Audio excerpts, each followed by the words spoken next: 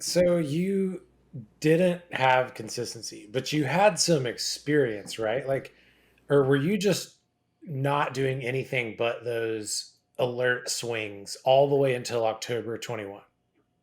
No, so I did try kind of, learning some setups. Like I learned your basic setups, your bull flags, your wedges, and I would play stuff kind of as I see it, and I would play with definitely a lot smaller size than I was because at the time, like if you've ever seen that Trader Journeys chart where it's like you peak up, beginner's luck, you lose it all, and then it's just sideways chop for a while before breaking out.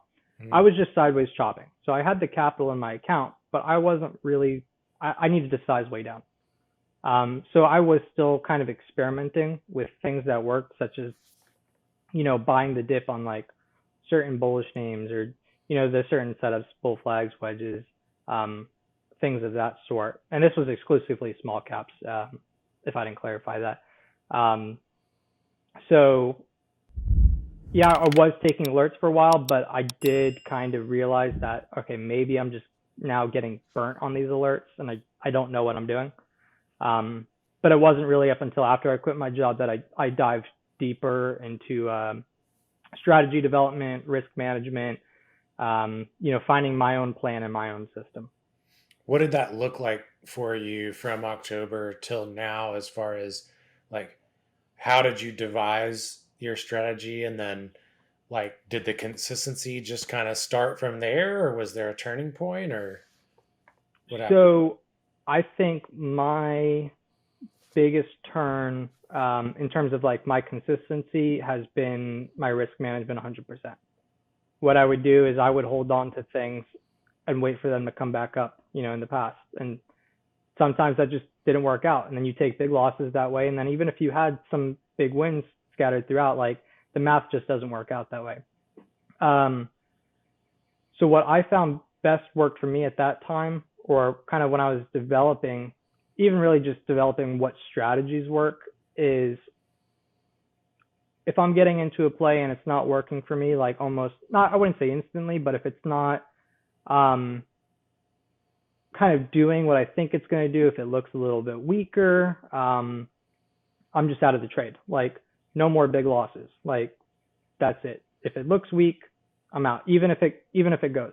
Like I had the mentality that I would just rather protect my capital to continue to grow it while I'm still learning. Because I really, what I had left in my trading account, I was like, I'm not depositing anything in here. Like, this is the money that I have to grow. And it's true, I haven't deposited um, another dollar into my account since I quit. Um, and then as far as strategy development, this is kind of where you'll hear that conventional type of wisdom. Pick one strategy, you know, and really master it and develop it. Well, to do that, you kind of have to dive into like all kinds of different things to see what works. Hmm. Do playing flags work? Does playing general momentum work? Are you more of like a scalper? Are you like playing supply and demand? Those sorts of things.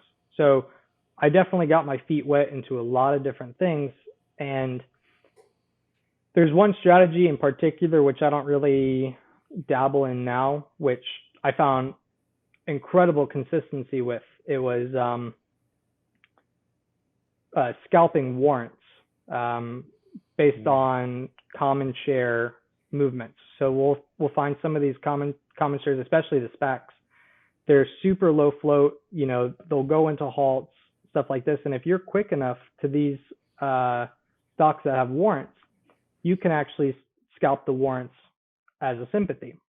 And for somebody who was trying to grow an account, um, and I had a cash account, so I'd split up my money uh, half one day, then half the next day, so I always had money to play with. Um, you can get 10, 20, 30% on these warrants like instantly if the commons were moving violently enough, and they were cheap too. They were sub dollar, um, or sub $2. So it's like you can really load the boat on them and win that way. So this was actually one strategy while I was growing my account that like I had in my tool belt. But while still doing that, I was still learning other things, learning how to play momentum, learning how to really also execute properly. And now since then, my trading style has evolved a little bit, and we can get into that. But that's really kind of where my turning point as a trader and consistency came from, was just completely cutting out the big losses and really experimenting with certain strategies, and finding at least one niche that I can go back to and grow my capital with.